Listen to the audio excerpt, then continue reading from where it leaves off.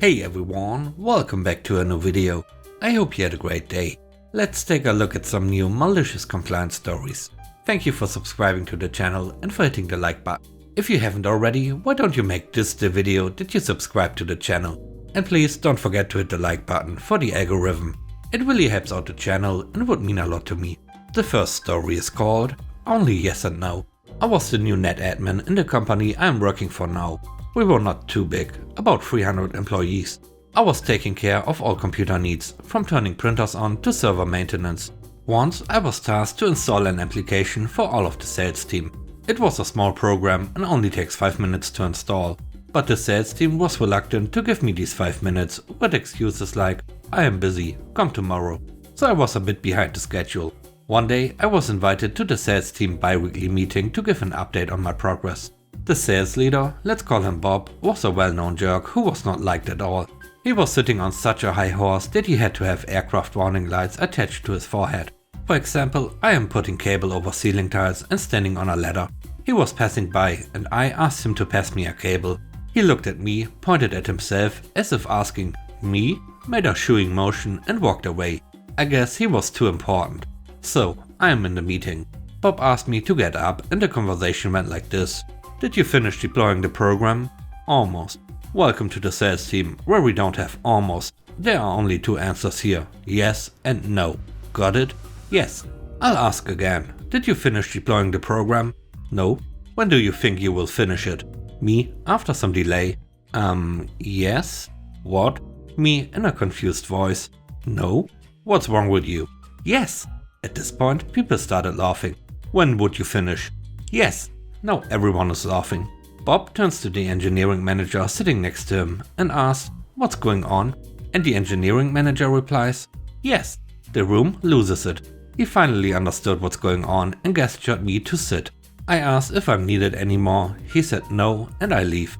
A few days later in the morning, I observed Bob walking to his office, greeting one of our managers. He asked, hey, how are you? And the reply was, yes, with a burst of laughter. Bob walked into his office without replying. Apparently, this became an office joke, and the people that are not afraid of him keep replying yes or no to anything he asks. This went on for quite a long time. He really hated me after that. He left the company less than a year later, but I am sure it has nothing to do with me. The next story is called 48 Hours Notice. We've moved several times for my husband's career, so I haven't really had a career of my own, just a series of jobs. Some were great, some were crappy. This happened at one of the crappy places where I worked as a lowly customer service rep. I was in my late 40s, very dependable, and my manager, Anne, called me her ideal employee. Never had any customer complaints, never tardy, sick once in 3 years, submitted many time and money saving ideas, always worked late when asked. I worked 32 hours a week, Monday through Thursday, so I was typically the one she asked to work late. Everyone else was full-time and no overtime was involved if I worked a few extra hours. I was having migraines and my doctor could see me the next afternoon. I asked Anne if I could leave 2 hours early the next day to go to the doctor. She said work was slow that week and no one else was off, so yes. But since I was giving less than 48 hours notice, it counted as unexcused and I would get a written warning. I said that I was giving 24 hours notice and we were slow and fully staffed, so I just didn't get why there would be a warning. 4 warnings in 6 months and you were terminated. They didn't care if you had a doctor's excuse. Tardies were a warning, calling in sick, returning late from lunch. It was not difficult to get 4 in 6 months. Anne said that it was a matter of her having to shift the schedule around. It was inconsiderate to not plan ahead and she didn't want to set a precedent and be taken advantage of. I ran to the appointment, got the warning and was ticked off about it. But I decided I would be happy to comply with their petty policy in my own malicious way. I didn't have to wait very long. A couple of weeks later, Anne came to me an hour before closing and said she had a stack of orders that had come in via Amazon and they needed to be put in that day. The phones had been busy, so the reps who normally entered orders didn't get to them. Could I stay and put them in? I said I really had no other plans, but I'd been thinking about what she'd said about giving 48 hours notice when asking someone to change their schedule. And she was right, it does lead to them taking advantage of you. So I would be willing to stay late 2 days from now, but I can no longer stay late on such short notice. But I didn't know that I'd need you just until now. Oh, I totally understand. It's like when I was having migraines and needed to get to the doctor as soon as possible. I think I deserve the same consideration that you deserve. If you give me 48 hours notice, I am happy to stay. She was speechless. She had to pay someone else overtime to stay. A couple of days later, she thought she'd get back at me when she told me that I could not remain part-time and would have to start working Fridays the following week. I calmly told her that the following Thursday would be my last day then. By that afternoon she changed her mind and I could stay on my current schedule. The third story is called Don't Fasten It to the Ground. I live in a housing cooperative. I have no idea if there's something equivalent in other countries, but I live in Norway. It's essentially where you own your own apartment, but the cooperative owns the building and the land. If you are going to make changes to the building, you have to apply for a permit. Otherwise, it's generally do as you please, as long as you don't bother your neighbors.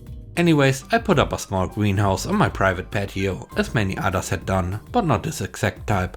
This was an aluminum construction, not a frame with a loose plastic cover kind. The building manager, who is best described as a triple Karen, threw a fit. She actually watched me spending 3 days assembling the greenhouse. Then, the next day, she called me and threw a fit. Not because I put up a greenhouse, but because I had used screws to fasten it to the patio for stability. Apparently, I was not allowed to use screws on the floorboard, as this was considered changes to the building in her mind. And I had destroyed the floorboards. Never mind, the whole patio was built with, wait for it, screws through the floorboards. Screws in the wall were okay, she had told me, in response to me asking about why she had put up shelves on her patio herself, but not the floorboards. Apparently, the difference was monumental, and everyone should just know this intuitively. Nowhere, literally nowhere, does it say fastening things to the floorboards or putting screws in the floorboards is not allowed. Not in the house rules, my contract, or in the National Housing Cooperatives law. But she was furious I had done this. I took a deep breath. And as I am quite creative, I immediately thought of a workaround. I just put it on wheels then. I made a big number of saying that fastening was essential, because otherwise the greenhouse would not be stable enough to withstand wind. She said she understood this, but I had now ruined the co-op's property. And this was a really serious matter. She told me to send an application for a permit, to see if she could find a way to get approval from the board. But she could not guarantee I could keep it, she said, with the fakest of sympathies. So I sent the application, with photos, saying what I had done and that I didn't think I had to apply to do it, as I never considered putting a prefabricated greenhouse would be seen as changes to the building. My application was rejected, as I anticipated, but she worded the rejection exactly as I hoped she would.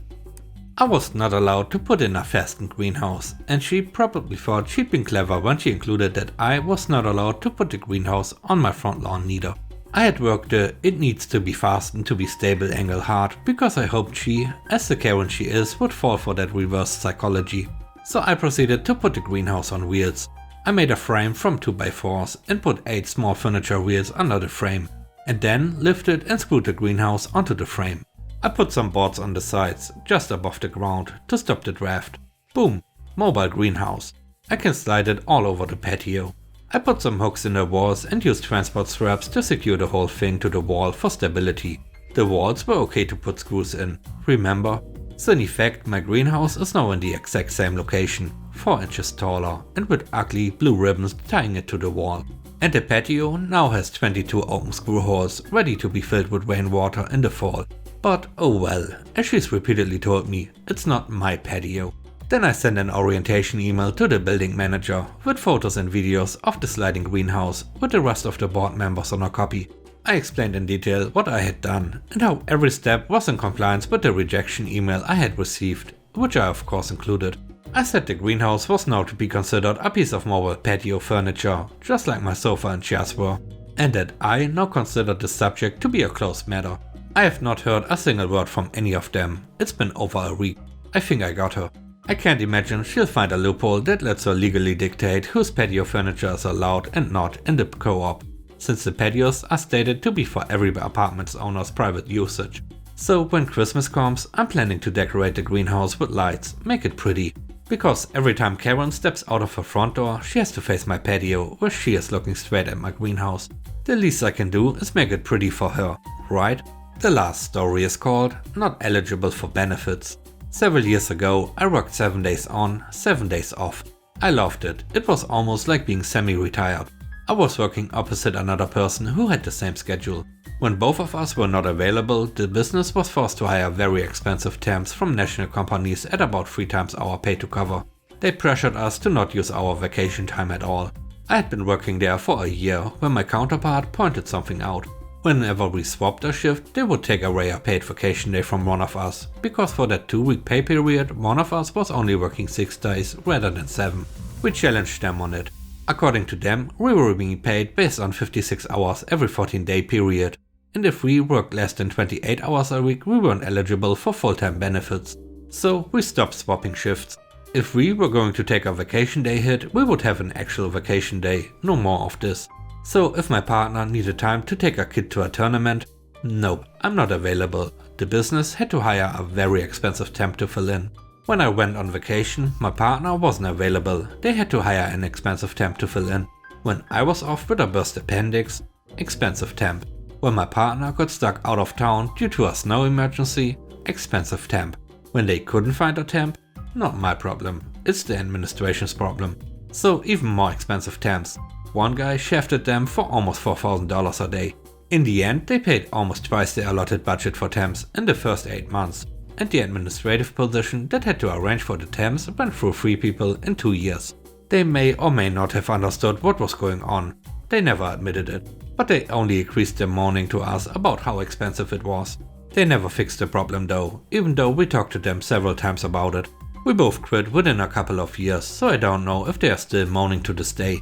I know I made sure to point out the issue to both my partner's replacement when she left and then my own replacement before I left. And now it's your time to shine.